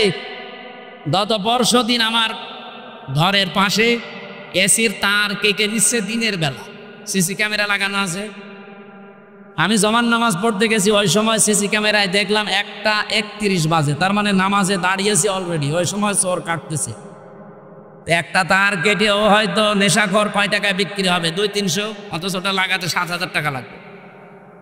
ও কাটতেছে, আমি 30 সেকেন্ডের ভিডিও ওসি সাহেবকে বললাম এই যে দেখেন তো। ও তো জানে না যে ক্যামেরা লাগানো আছে, ও ধান্দায় কাটতেছে। ওসি সাহেব বলছে ঠিক আছে, আমি শনাক্ত করতে পেরেছি, দেখছি। আল্লাহ বিকালে বসে হুজুর ধরে ফিরছি। বিকালে ধরা পড়ার পরে জিজ্ঞাসা করলাম কি? বসে আচ্ছা করে পিটালাম। বসে এর আগেও 2 বার কেটেছিলাম। তার মানে ঠিকই বলেছি, এর আগেও 2 বার কেটেছি। কি করলেন? বছরে চালান দিয়ে জেলে পাঠিয়েছি। এই যে এই লোকটা দিনের বেলায় আমার নিরাপত্তা নেই, আমার জিনিসের চুরি হয়ে যাচ্ছে। আর এই রাতে এখন এই 10:30 11টায় কুষ্টিয়া পর্যন্ত নিরাপদে বাড়ি যেতে পারবো কিনা সে গ্যারান্টি এখন আমার হাতে আছে নেই। তাহলে 56,000 এখান থেকে কুষ্টিয়া মাত্র 60 কিলো এই জায়গা থেকে, তাহলে 56,000 বর্গ মাইল, প্রায় 1250 কিলোমিটার এদিক ওদিকে, এত বড় বিশাল এরিয়া কাবা শরীফের মতো নিরাপত্তা দেওয়া লাগবে না? এটা তো ডক্টর ইউনূসই পারবে নাকি? বলেন বলেন। আল্লাহ রাব্বুল আলামিন বলেন উলাইকা লাহুমুল আমনু, এই যে উলাইকা দিয়েছে, এই বাংলাদেশের 56,000 বর্গ মাইলের দিকেই মনে হচ্ছে আল্লাহ এভাবে আঙ্গুল দিয়েছেন। এই মানুষগুলোই নিরাপত্তার হকদার, যদি তারা সত্যি ঈমান আনতে পারে নির্ভেজাল ভাবে, আর তারা ঈমানের সাথে জুলুমকে, তার মানে শিরিককে মিশ্রণ না করে। বাংলাদেশে নিরাপত্তার সাথে চলতে হলে যে শিরিক মুক্ত করা লাগবে। যত শিরিক পৃথিবীতে আছে 120 প্রকার পর্যন্ত আমি পড়েছি, সবচাইতে বড় শিরিক হচ্ছে আল্লাহর আইনের সাথে শিরিক করা। সুতরাং এই দেশে আমরা আল্লাহর আইনকে যারা প্রতিষ্ঠা করতে চাই তাদের জীবন শিরিক মুক্ত। আল্লাহর আইনের বাইরে অন্য কোনো আইন, যারা বাবার আইন, স্বামীর আইন, চাচার আইন, দাদার আইন, ব্রিটিশের আইন কায়েম করতে চান, আপনি শিরিক করছেন। আপনি নিরাপত্তায় থাকতে পারবেন না। আমাদের নিরাপত্তা তো মাস্ট বি আছে, আমরা মরে গেলেও শহীদ, বেঁচে থাকলেও গাজী, এরকম একটা শপথ বাক্য নিয়েই দুনিয়ায় বেঁচে আছি। কুলিন্না সলাতি অনুসুকি ওমাহইয়া ওমামাতি লিল্লাহি রাব্বিল আলামিন। নবী আপনি বলেন আমার নামাজ, আমার কোরবানি, আমার বেঁচে থাকা, আমার মরে যাওয়া সব আমি আল্লাহকে দিয়েছি। এই কথা বলেই কিন্তু রাস্তায় আসা লাগে। যারা শপথ বাক্য পাঠ করে রকম হতে হলে এ আয়াত পড়ায় না? যারা পড়িয়েছে আপনি জিজ্ঞাসা করেন, আমারে তো পড়িয়েছে, আমারে আমিরে জামাত জেলখানায় পড়িয়েছে, বলছে এখানে পড়িয়ে দিলাম, বাইরে যেয়ে নতুন করে ঝালাই করবা। এসে আমি আবার এই 7-8 মাস পড়াশোনা করে পরীক্ষা দিয়ে ঝালাই করে আমাদের কেন্দ্রীয় মেহমান মোবারক ভাই এসে আমারে বলছে বলো কুলিন্না সলাতি, অথচ ছোটবেলা থেকে পড়ছি। তো ওই দিন পড়ার পর থেকে একটা আলাদা জিনিস আল্লাহ আমাকে দান করেছে, বলেন সুবহানাল্লাহ। আমার ভাইরা, আমি যে কথাটা তুলে আনতে চেয়েছিলাম, বাংলাদেশে এই 54 বছরে এখনো পর্যন্ত আল্লাহর বিধান একটাও চলছে না। সুতরাং আল্লাহর দৃষ্টিতে আমরা এখনো পরিপূর্ণ কামেল মুমিন হতে, আপনি জোর করে দাবি করলেও হবে না। এটা তো বলা লাগবে কোরআন আর হাদিসের দৃষ্টিতে। 92টা সূরাতে আল্লাহ ডাক দিলেন না, অথচ মক্কা ইমানদার ছিল, কিন্তু দায়িত্বে ছিল আবু জেহেল। কে ছিল? কিন্তু মদিনায় যাওয়ার পরে আল্লাহর বিধান কায়েম করে দায়িত্বে ছিল রাসূলুল্লাহ। তাহলে বাংলাদেশেও রাসূলুল্লাহর খাঁটি উম্মত যারা আল্লাহর আইন চায় 7 লোকের, এই বিধানগুলো দিয়ে 500 আইন যেদিন বাংলাদেশে কায়েম হবে, সেই দিন এই দেশের মানুষ বুক ফুলিয়ে বলতে পারবে আমি ইমানদার। তাদেরকে আল্লাহ ডাক দেবেন, ইয়া আইয়ুহাল্লাযীনা আমানু। আমার কথা মনে হয় আমি অল্প সময় হলেও বোঝাতে পেরেছি। তাহলে এই দেশে ইমানদার হয়েও যদি এখন মারা যেতে চান, পরিপূর্ণ কামেল মুমিন ইমানদার, তাহলে এই দেশে ইসলাম কায়েমের আন্দোলন করা নফল না ফরজ? আরো জোরে বলেন। সবাইকে আল্লাহ আমার এই কথা শোনার পরে নিয়ে আসবে, বিষয়টা এমন না। সূরা শুরার শেষের দিকে আছে 13 নম্বর আয়াতে আল্লাহ পাক বলেন, আনাকিমুদ্দিন ওয়ালা তাতাফাররাকু ফি, দিন কায়েম করো, এ বিষয়ে কোনো মত পার্থক্য, ফতোয়াবাজি, মতবিরোধ করবা না। নবী আপনি এ কথা বললেই সবাই দলে দলে আসবে তা না। কাবুরা আলাল মুশরিকিনা মা তাদউহুম ইলাই, আপনি যেদিকে মানুষকে ডাকেন দিন কায়েম করার জন্যে, সবচাইতে বেশি খারাপ লাগবে কথাটা শুনলে মুশরিকদের। আমি কি বানিয়ে বললাম? কাবুরা আলাল মুশরিকিনা মা তাদউহুম ইলাই। নবী যেদিকে ডাকেন মানুষকে যে দিন কায়েম করা লাগবে, এটা ফরজ, সব নবী করেছে, সবাই আসবে না। মুশরিকদের কাছে সবচাইতে বেশি খারাপ লাগবে। তা আমরা দিন কায়েমের কথা বললে আপনি ত্যাগ দেন কোন কারণে? আপনি কি মুশরিক? আপনি মুশরিক না, আপনি আসতেও চান না কেন? সে কথা আল্লাহ পরে শেষের দিকে দিয়েছে। আল্লাহু ইয়াজতাবি ইলাইহি মাইয়াশা ওয়া ইয়াহদি ইলাইহি মাইয়ুনিব। আল্লাহ যাকে ভালোবাসে, পছন্দ করে, শুধুমাত্র তাকেই দিন কায়েমের জন্য মনোনীত করে। ওয়াহদি ইলাইহি মাইয়ুনিব, এবং যে মন থেকে আল্লাহর দিকে ফিরে আসতে চায়। সুতরাং বাংলাদেশে এই 18 কোটি মানুষের ভেতরে গত পরশু দিনের একটা জরিপ বলছি, এখন প্রায় 7 কোটি 20 লাখ মানুষ অন্তত ডাইরেক্ট ইনডাইরেক্ট ভাবে দিন কায়েম হোক এটা চাচ্ছে। 18 কোটির ভেতরে 7 কোটি 20 লাখ। আমি আশা করছি আর 1 বছর যেতে দেন, যদি ডবলও হয়ে যায় তাও কত কোটি হবে? 14 কোটি, 40 লাখ। বাকি যারা আছে কিয়ামতের আগেও আর আপনাদের আশা স্বপ্ন পূরণ হবে না। এই জন্যে ফজর মতো, হাবিবের মতো, হারুন ভাইয়ের মতো মানুষকে লাগিয়ে দিয়েছে। এরা এই 15.5 বছরে কোনোদিন এদের মুখে রাজাকার রাজাকার শুনি না, আল বদর মৌলবাদী শুনি নাই। হঠাৎ করে এদেরকে লাগিয়েছে এই কারণ আমি নিজে তাদের সাথে দেখেছি, তো তারাই গোপন কথা আমরা বলে দিয়েছি। 3 বছর ছিলাম একাদা, তাদের বহু গোপন কথা আমি জানি। এতদিন বলে না, এখন হঠাৎ করে এই ভাঙ্গা বাইক বাঁচিয়ে বাংলার মানুষকে বিভ্রান্ত করতে চাচ্ছে। তারা ভালোভাবে জানে যে যেভাবে আসতেছে মানুষ ইসলামের দিকে, একামতে দিনের দিকে, এভাবে যদি ঝুঁকতে থাকে, আর একবার যদি 300 এমপির ভেতরে 151 জন আল্লামা সাইদি সাহেবের মতো, মাওলানা নিজামের মতো, আলী হাসান মোহাম্মদ মুজাহিদের মতো মানুষ মাত্র 151 জন এবার চলে যেতে পারে, ওরা 5 বছর লাগবে না, 1 বছরে যা করেছে, আর ক্ষমতা হাতে পেলে 2 বছরে ওরা যা করবে কিয়ামত পর্যন্ত আমরা চেয়ারের মুখ দেখতে পারবো। এইটাই বাস্তবতা। আমি একেবারে কাছে থেকে এই কথাগুলো শুনেছি, এটা ডেলিভারি দিয়ে দিলাম, আপনারা প্রচার করেন যা। সুতরাং ফজর মুখে এবং হাবিব ভাইয়ের মুখে চুনতালি পড়ল। আজকে কয় তারিখ? 25। আর মাত্র 5 দিন পর একটা অনুষ্ঠান আছে আমার, এই যে মোলাডুলি পাশে, মোলাডুলের পাশে ঈশ্বরদী থানার ভেতরে।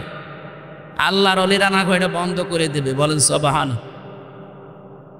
আরে ভাই, এতদিন মসজিদের মেম্বারে দাঁড়িয়ে এই কথাগুলো বললে আপনারা বলতেন যে বিশাল সাহসী হুজুর, অথচ কালে সময়ের পরিবর্তে এই কথাগুলো এখন বললে আপনি বলেন যে মসজিদ কি রাজনীতি করার জায়গা? কি আশ্চর্য গো! মসজিদে যদি রাজনৈতিক কথা বলা না যায়, তো মসজিদে কি করবে? আপনি মসজিদে নববীতে যান, এখনো মেহরাবটা আছে, ওখানে উপরে আজান দেয়, নিচে অস্ত্র রাখার জায়গা। মেহরাব মানে কি? অস্ত্রাগার, যেখানে অস্ত্র রেখে দেয়, ইমাম সাহেব তার উপরে দাঁড়ায়, খুতবা দেয়, জাতিকে সতর্ক করে। আর সেই মসজিদে এখন চাঁদাবাজদের বিরুদ্ধে, চরিত্রহীনদের বিরুদ্ধে কথা বলতে গেলে বলে মসজিদ কি রাজনীতি করার জায়গা? রাজনীতি কোথায় করবো? চড়ে জঙ্গলে। সম্মানিত উপস্থিতি, আমি মক্কা এবং মদিনায় সূরা নাযিল হওয়ার প্রেক্ষাপটে যতটুকু বুঝেছিলাম ডক্টর নোমান আলী খান হাফিজাহুল্লাহর বক্তব্য থেকে আমি ডেলিভারি দিয়েছি। আশা করছি আপনি বুঝেছেন। এবার আপনার বিবেকের বিষয়, এদেশে সত্যি সত্যি ইমানদার পরিপূর্ণ যদি আল্লাহর দৃষ্টিতে হতে চান, রাষ্ট্রীয়ভাবে ইসলাম কায়েম করার জন্য সর্বাত্মকভাবে চেষ্টা করা লাগবে। আর সবাইকে আল্লাহ নিয়েও আসবে না, আল্লাহ যাকে পছন্দ করে এবং যে মন থেকে আসতে চায় তাকে দিয়ে আল্লাহ এই কাজ করাবে। সুতরাং এই 7 কোটি 20 লাখ মানুষকে আমার মনে হয় আল্লাহ পছন্দ করে ফেলেছে। বাকি যাদেরকে এখনো পছন্দ করেনি তারা লাইনে থাকেন, সিরিয়াল করেন, একটা একটা করে আসেন। এবার আসেন তো সূরা মায়েদার আনআমের 50 নম্বর আয়াতটা আমরা পড়েছি। নবীকে নিয়ে যে কথাগুলো এই মাস আসলে এখন বলা হবে, নবী গায়েব জানে, বিভিন্ন জিনিসের কথা তার উপর চাপিয়ে দেওয়া হয়, সেইটাই আল্লাহ জানিয়েছেন। হে নবী আপনি বলেন, উল্লাহ আকুলু লাকুম ইনদি খাযাইনুল্লাহ, যে বলেন আমার কাছে আল্লাহর ধন ভান্ডার নেই, ওয়ালা আলামুল গায়বা, আমি গায়েব জানি না, ওয়ালা আকুলু লাকুম ইন্নী মালাক, আর আমি দাবি করি না যে আমি ফেরেশতা। ইন আত্তাবিউ ইল্লা মা ইউহা ইলাইয়া, আমি তো অনুসরণ করি শুধুমাত্র অতটুকুর যেটা নাজিল হয় আমার প্রতি। বল হাল ইয়াস্তাবিল আমা ওয়াল বাসীর, নবী আপনি বলেন তো যারা হক এবং যারা বাতিল, যারা চক্ষুষ্মান যারা অন্ধ, এরা কি সমান? আফালা তাতাফাক্কারুন, এরপরও চিন্তা করবা না। এবার আসেন আমরা বাস্তবতায় যাই। বাংলাদেশে যেহেতু রবিউল আউয়াল আসলে 2টা জিনিস সামনে চলে আসে, একটা মিলাদ আর একটা সিরাত। কি আসে? আমার 1 ঘন্টা হয়ে গেছে, শুরু করব? আরো 15-20 মিনিট বলতে চাই, থাকবেন? এই যে যারা উঠে যাচ্ছে এরা কি ওইগুলো নাকি? উঠেছেন না ভাই, অন্তত 10 মিনিট সময় দেন। আমারও সে ফজরের পর থেকে আবার আরম্ভ অনুষ্ঠান একেবারে সন্ধ্যা পর্যন্ত। এখানে অনুষ্ঠানগুলো এখন সব বটিয়ে ফেলেছি, দূরে কোনো জেলায়ও যাচ্ছি না। নির্বাচনের আগ পর্যন্ত তো এই 5-7টা জেলায় আমি শেষ করতে চাচ্ছি। সারাদিন আমার সাংগঠনিক কাজ থাকে, আর এই মাগরিবের পর থেকে রাত 9টা 10টা 11টা পর্যন্ত আপনাদের সময় দিয়ে যাবো। এই পাবনা, নাটোর, ওদিকে মেহেরপুর, চুয়াডাঙ্গা, ঝিনাইদহ, রাজবাড়ী, এই শেষ। আর বাইরে যাব না ইনশাল্লাহ। আমিরে জামাত আমাদের নির্দেশ দিয়েছে যার যার এলাকায় কাজ করতে। আল্লাহ আমাদেরকে যেন ইখলাসের সাথে কাজ করার তৌফিক দেন, আমিন। এ মাস আসলে যেহেতু এই ভেজালগুলো আছে, এই জন্য নিরসন করছি। কি আসে বলেন তো? মিলাদ আর সিরাত। মিলাদ মাহফিল হবে না? 63 দিন ব্যাপী নবীর মিলাদ মাহফিল কারা যেন আয়োজন করেছে চট্টগ্রামে, 63 দিন। আর বাংলাদেশ জামাত ইসলামী চট্টগ্রামের চনতি ময়দানে আল্লামা সাঈদী যেটা করতেন, ওখানে 19 দিন ব্যাপী 19 জন আলেম প্রতিদিন যাবে। আমার 18তম দিনে দিয়েছে নবীজির রাজনৈতিক জীবন কেমন ছিল। আশা করছি ওখানে কথাগুলো সঠিকভাবে তুলে ধরতে পারবো ইনশাআল্লাহ, আপনারা দোয়া করেন। আজকে আমার বিষয়টা হচ্ছে মিলাদ এবং সিরাত, এই দুইটা শব্দ নিয়ে। অনেক মানুষ আছে বাংলাদেশে মিলাদ মানে সিরাত মানতে চায় না, অনেকে আবার সিরাত মানে মিলাদ মানতে চায় না। না, দুইটাই মানা রাখবে। মিলাদুন বিলাদুন থেকে এসেছে, এটা মানে জন্ম বৃত্তান্ত। মিলাদ মানে কি? নবীজির জন্ম থেকে আপনাকে 27টা শিক্ষা নেওয়া লাগবে, শুধু জন্ম থেকে। এবার তার সিরাত আরম্ভ হয়েছিল, এই সিরাত থেকে 12টা, আর এখান থেকে 27টা। আমি একটা প্রথমে দিতে চাই, দেখেন তো আপনি নিতে পারেন কিনা। এটা সিরাত ইবনে হিশামে এসেছে।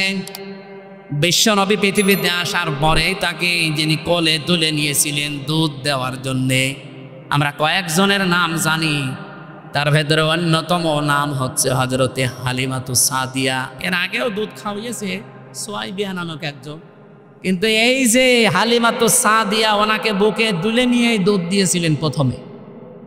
সিরাত ইবনে হিশাম যিনি লিখেছেন, উনি বলেন ডান স্তন মুখে দেওয়ার পরে নবীজি মুখ বের করে নিলেন, বাম স্তন মুখে দেওয়ার পরে নবী মুখ, ডান স্তন দেওয়ার পরে তিনি দুধ খেয়ে আরম্ভ করলেন দুধ পান করা। বাম স্তন দেওয়ার পরে তিনবার তিনি মুখ বের করে দিলেন। হযরতে হালিমা বলেন, আমি মুখের দিকে তাকিয়ে দেখি, চোখের ইশারা দিয়ে মোহাম্মদ আমাকে বসাতে চায়। মা হালিমা, জোর করেন কেন? ডান স্তন আমার ছিল, এটা তো আমি পান করেছি। বাম স্তন এটা আমার না, আমি জানি আপনার একটা সন্তান আছে ছোট, আমার আব্দুল্লাহ দুধ ভাই, এটা আমার দুধ ভাই আব্দুল্লাহর হক। আপনি জেনে রাখেন, দুনিয়ায় আমি ভাইয়ের হক নষ্ট করার জন্য আসি নাই, এসেছি ভাইয়ের হক ফিরিয়ে দেওয়ার জন্যে। বাংলার মুসলমানেরা সেই নবী এই রবিউল আউয়াল মাসে জন্ম নিয়ে মায়ের কোলে বসে ভাইয়ের হক নষ্ট করে না, ফিরিয়ে দেয়। সেই নবীর উম্মত এখন আমরা দাবি করছি। এ রবিউল আউয়াল মাস আসলে অনেকেই সাদাবাজি থেমে নেই, অনেকের দুর্নীতি ঘুষ খাওয়া থেমে নেই। কিসের রবিউল আউয়াল পালন করেন আপনি, মিলাদ দেন। বহু মানুষকে আমি কুষ্টিয়ার কথা বলছি, আমি নাম নিলাম না, কুষ্টিয়াতে শুনেছি চাঁদার টাকা আদায় করে এনে মিলাদ দেয়। হ্যাঁ, আমি নাম নিলেও নিতে পারতাম। কুষ্টিয়া, ওই যে চাউলের কাজ কারবার বেশি হয়। কুষ্টিয়া থেকে পোড়াদা পর্যন্ত যে বিশাল মার্কেট, বাংলাদেশের দ্বিতীয় মার্কেট বলা হয় এটা। এখানে অনেকেই দেখি, শুনছি, দেখছি, তারা চাঁদাবাজি করে আমাদের মতো হুজুরকে দিয়ে মিলাদ পড়াচ্ছে। এই রবিউল আউয়ালে পড়াবে টাকা কিসে? চাঁদা কি দিচ্ছে? তো মিলাদে আপনি কি বলবেন? মিলাদ মানে মিলাদ মানে জন্ম বৃত্তান্ত। নবীর জন্ম বৃত্তান্ত থেকে তো প্রথমেই শিক্ষা আপনাকে নেওয়া লাগবে যে নবীজি ভাইয়ের হক ফিরিয়ে দিতেন, আর আপনি ভাইয়ের হক আরো নষ্ট করছেন, মেরে খাচ্ছেন, আবার মিলাদ দিচ্ছেন তার নামে। আশা করছে আপনি থামবেন, এটা আপনার কানেও যাবে, ডাইরেক্ট না গেলেও ইনডাইরেক্ট আপনার কানে যাবে, আপনি থামবেন। 2 নম্বরের বিষয় পেয়েছি সিরাত। বিশ্বনবী মুহাম্মদুর রাসূলুল্লাহর জীবন চরিত্র, তার আদর্শ, এটাকে সিরাত বলা হয়। আমার প্রশ্ন, দুনিয়াতে বহু মানুষ শুধু নবীজির মিলাদ মেনেছে, বিশ্বাস করেছে, মহব্বত করেছে মিলাদকে, কিন্তু তারা জাহান্নামে গেছে শুধু সিরাত না মানার কারণে। কিন্তু বহু মানুষের জীবনে আমি পড়ে দেখেছি তারা মাত্র শুধু মিলাদ না, মিলাদও মেনেছে, সিরাতও মেনেছে। এই মানুষগুলো দুনিয়া থেকে জান্নাতি। যেমন হযরতে আমির হামজা, হযরতে আব্বাস রাদিয়াল্লাহু তাআলা আনহুমা, দুইজনের কথা আপনি পড়া জীবনী পড়ে দেখবেন। তাদের পড়া জীবনে আমি পড়ে পেয়েছি তারা মিলাদও বিশ্বাস করেছে, নবীর জন্ম, তারা সিরাতও মেনেছে। কি আমি বেশি বললাম? তারা মিলাদও মেনেছে, সিরাতও মেনেছে, দুইজনে জান্নাতি। আপনি সিস্টেম অপর পৃষ্ঠায় দেখুন, আরো দুইজন চাচা আছে নবীর আপন চাচা, আবু লাহাব আর আবু তালেব। এই দুইজন চাচা নবীর মিলাদ নিয়ে, জন্ম নিয়ে খুশি ছিল, কিন্তু নবীর আদর্শ পেয়ে তারা খুশি হয়নি। এই জন্য দুইজনই জাহান্নামে। আমার মনে হয় যারা জ্ঞানী মানুষ বুঝে ফেলেছে। সুতরাং এর রবিউল আউয়াল আসলে শুধু মিলাদ নিয়েই খুশি থাকবেন। আপনি আর কি খুশি? আবু লাহাব নিজের বাড়ির কাছের মেয়ে লোক কিনা দাসীকে এই 2 আঙ্গুল দিয়ে আজাদ করে দিয়েছিল, এত খুশি হয়েছিল এই লোকটা। আপনি আর কয় টাকা খরচ করবেন না, 2 মণ মিষ্টি কিনবেন, আরো নিজের কাজের মেয়েকে আজাদ করে দিয়েছে। এত খুশি হয়েছিল নবীর জন্মে, নবীর মিলাদে, নবীর জন্ম গ্রহণ করায়, কিন্তু নবীর আদর্শ মানে নাই, এই জন্য জাহান্নামী। এই জন্য কি? আর 2জন চাচার কথা বললাম না, নিজে আমি আমির হামজার কবরের পাশে দাঁড়িয়েছিলাম, মনে হচ্ছে এখনো বসে আছে জিন্দা, কারণ শহীদরা মরে না। বলেন শহীদরা। এই হিসাবে বিশ্বাস করি বাংলাদেশ জামাত ইসলামীর যে 11 জন কেন্দ্রীয় নেতাকে ফাঁসি দিয়েছে, জেলখানায় হত্যা করেছে, প্রত্যেকটা শহীদ, কেউ মারা যায়নি, সবাই আল্লাহর জান্নাতের খাবার খাচ্ছে। কারণ তাদেরকে কেউ যদি বলে মরিয়ে গেছে, তার কবিরা গুনাহ হবে। ওয়ালা তাহসাবান্নাল্লাযীনা কুতিলু ফি সাবিলিল্লাহি আমওয়াতা, তোমরা কেউ ধারণাও করবে না, মুখে তো বলবাই না। ওয়ালা তাকুলু লিমা ইউকতালু, মুখে তো বলা যাবে না, ধারণাও করা যাবে না। এটা সূরা বাকারায়, সূরা আলে ইমরানে 2 জায়গায় আছে। মুখে বলা যাবে না, ধারণাও করা যাবে না যে শহীদ হয়েছে যারা মরে গেছে। আল্লামা শহীদ দেলাওয়ার হোসাইন সাইদি রহমতুল্লাহ আলাই, উনি কি মরে গেছে না শহীদ হয়েছে? বলেন বলেন। আল্লামা সাইদি তুমি মরণে শহীদ হয়েছ, তুমি এটাই জানি। বলেন বলেন। আল্লামা সাইদি তুমি মরণে শহীদ হয়েছ, তুমি এটাই জানি। কাবা শরীফের পাশে এই যে এই গজলটা যে বানিয়েছিল তাশরিফ, এই ছেলেটা ছিল আমার সাথে। আমার ছোট মেয়েকে কোলে নিয়ে ওই কাবার পাশে বসে বসে বলছিল, আমার মনে হচ্ছে যে কাবা শরীফে যে সাইদি সাহেব একবার ঢুকেছিল না, মনে হচ্ছে উনি ঢুকতেছে। কারণ শহীদ যারা হয় আমরা সবাই বিশ্বাস করি এরা মরে। আরো জোরে বলেন। এখন প্রশ্ন আসতে পারে, তাহলে শহীদ তো অনেকেই মরেছে, অনেকেই মেরে ফেলা হয়েছে, তাদেরকে অনেকে শহীদ বলতে চায় না। জিয়াউর রহমানকেও মেরে ফেলা হয়েছে, মুজিবুর রহমানকেও মেরে ফেলা হয়েছে, 2 জনকে মেরে ফেলা হয়নি। মানে আজ পর্যন্ত আপনি শুনেছেন কোনো দিন যে শহীদ শেখ মুজিবুর রহমান? কেউ শহীদ জিয়াউর রহমান বলে। আমি আশা করব শহীদ জিয়ার যে আদর্শ ছিল, উনি যে মনোভাব নিয়ে রাজনীতি করতেন, বাংলাদেশে যারা বিএনপিতে আছেন তার মনোভাবে ফিরে আসে। তিনি সারা জীবন ছিলেন ভারতের বিরুদ্ধে। আপনি তার জীবন পড়ে দেখেন, সারা জীবন তিনি ভারতের আগ্রাসনের বিরুদ্ধে ছিলেন। আর আপনি কি দল করেন যে দাদাদের কথা ছাড়া লড়তে পারেন? তার মানে আপনি ওনার আদর্শের ওপরে আর নেই। ওনার রাজনৈতিক জীবন একটু ভালোভাবে পড়ার আহ্বান জানাচ্ছি। আমরা যাকে মেনে চলছি, যার দেখানো পথে চলছি, শহীদ আল্লামা দেলাওয়ার হোসাইন সাইদি সারা জীবন ভারতের আগ্রাসনের বিরুদ্ধে কথা বলছে। বাংলাদেশ জামাত ইসলামীতে যারা আছে তাদের একই মনোভাব। আপনি দেখেন, কারো মাতব্বরি আমরা পছন্দ করি না। আপনি বন্ধুত্বের হাত বাড়িয়ে দেন, প্রতিবেশী হিসাবে আমরা মেনে নেব। মাতব্বরি করবেন, ওটা আমরা মানি না। কথা বলেন না কেন? মাতব্বরি মেনে নেওয়া যদি মানুষের স্বভাব হতো, তাহলে সিঙ্গাপুর মেনে নিত। সিঙ্গাপুরের পাশে মালয়েশিয়া, 5 ডবল না, আমার মনে হয় সিঙ্গাপুরের চাইতে মালয়েশিয়া কমপক্ষে 50 ডবল বড়। কারণ বাংলাদেশের এই নাটোর যত বড়, সিঙ্গাপুরে এত বড় না। নাটোরে এ মাথা থেকে ও মাথা কত 60-70 কিলো হবে না? 60-70 কিলোর বেশি হবে এ মাথা ও মাথা, অথচ সিঙ্গাপুর মাত্র 42 কিলো। তাহলে সেই হিসাবে বাংলাদেশের 64টা জেলা, নাটোর তো খুব বড় জেলা না, কুষ্টিয়া চাইতে ছোট। সেই হিসাবে আমি বলছি যে সিঙ্গাপুরের চাইতে মালয়েশিয়া 50 ডবল বললে ভুল হবে, আরো বড়। কারণ মালয়েশিয়া বাংলাদেশের কমপক্ষে 7 ডবল, এর চাইতে 7 ডবল বড় বাংলাদেশের চাইতে। অথচ তার পাশে সিঙ্গাপুর ঠিক বন্ধুত্বের হাত মারিয়ে দিয়েছে, তাদের এরকম তার কাটা দেওয়া নেই। বন্ধুত্বের হাত বাড়াবেন আপনি, প্রতিবেশী তার কাটা দিয়ে রাখবেন কোন কারণে? বিশ্বের কতগুলো উন্নত দেশ ঘুরে আসলাম, যারা আজ বন্ধুত্বের হাত বাড়িয়েছে, প্রতিবেশী কই, তাদের তো তার কাটা নেই। আপনাদের সাথে আমাদের শত্রুতার কারণ এইটাই, আপনারা আন্দাজে নাক গলাতে চান। এটা যতদিন মেয়ে ছিল ততদিন আপনি পেরেছেন, এখন মেয়ে নেই আর পারবেন না। নতুন করে কাউকে জামাই বানাতে চাইলে আগে জামাই বানান, তারপরে। আর আমরা আপনার জামাই হব, কারণ আপনার সাথে আমাদের আত্মীয়তা করা যায় না। আপনার হচ্ছে বললাম না, মুসলমানই দেওয়া লাগবে। আমরা যে জাতি, আমাদের সাথে আপনাদের আত্মীয়তায় যেহেতু জায়েজ নেই, সুতরাং প্রতিবেশী যেভাবে থাকে ওইভাবে থাকে, আমরা আপনাদের বিরুদ্ধে যাব না। কিন্তু প্রতিবেশী যখন মালিকের স্রোত ধরবেন, তখন সারা জীবন বিরোধিতা করা লাগবে। এই কারণ আমরা রাসূলুল্লাহকে শুধুমাত্র মিলাদে মেনে, সিরাতে না মেনে আবু লাহাব আবু তালেবের মতো হতে চাই না। আমরা হতে চাই আমির হামজা, হযরত আব্বাস রাদিয়াল্লাহু তাআলা আনহুমা।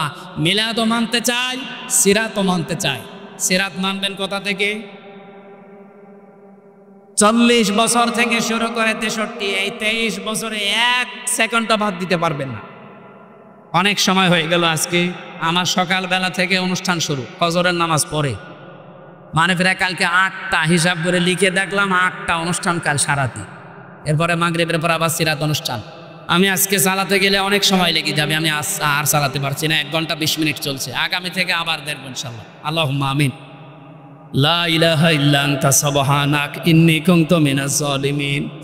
রাব্বুল আলামিন, বিশ্বনবী যেটা না, অনেকেই সেটা মনে করে, তার সাথে পর্যন্ত শিরিক করে ফেলে। এই রবিউল আউয়াল মাস আরম্ভ হচ্ছে, আমাদেরকে তুমি বাঁচাও। তাকে যেই নিয়ামত দিয়েছিলে ওহী, ইনাত্তাবিউ ইল্লা মা ইউহা ইলাইয়া, সেই ওহী অনুসরণ করার তৌফিক আমাদের দান করো। ওয়ানদির বিহিল্লাযীনা ইয়াখাফুনা ইউহশারু ইলা রাব্বিহিম লাইসা লাহুম মিন দুনিহি ওয়ালিয়্যুন ওয়ালা শাফিউন আল্লাহুম ইয়াত্তাকুন। তুমি যে কোরআন নাযিল করলে, এটার মাধ্যমে আমরা যেন সতর্ক হয়ে বাকি জীবন চালাতে পারি। মক্কায় এতগুলো ইমানদার থাকার পরও তুমি আইয়ুহাল্লাযীনা আমানু বলনি। মদিনাতে তোমার নবী কোরআনে কারিমের শাসন কায়েম করার পরে তোমার দৃষ্টিতে তারা পরিপূর্ণ ইমানদার হয়েছিল। আমাদের এই 56,000 বর্গ মাইলে কোরআনে কারিমের এই 500 আয়াত, আল্লাহ তাআলা আগামীর সংসদে 300 এমপির ভেতরে 151 জন যেন আব্দুল হাকিমের মতো হতে পারে। আমরা চর্মচোখে দেখতে চাই 56,000 বর্গ মাইল তোমার কালাম পোড়াটা দিয়ে চলছে। তোমার এই আইয়ুহাল্লাযীনা আমানুর ভেতরে আমরা পরিগণিত হতে চাই। মরণের আগে তুমি সেই ব্যবস্থা আমাদের মাধ্যমে করে দাও। আজকের এই সুন্দর আয়োজনে যে যুবকগুলো শ্রম দিল, এদেরকে যে মা পেটে নিয়েছে, মায়ের পেট খাদিজার মতো বানিয়ে দাও।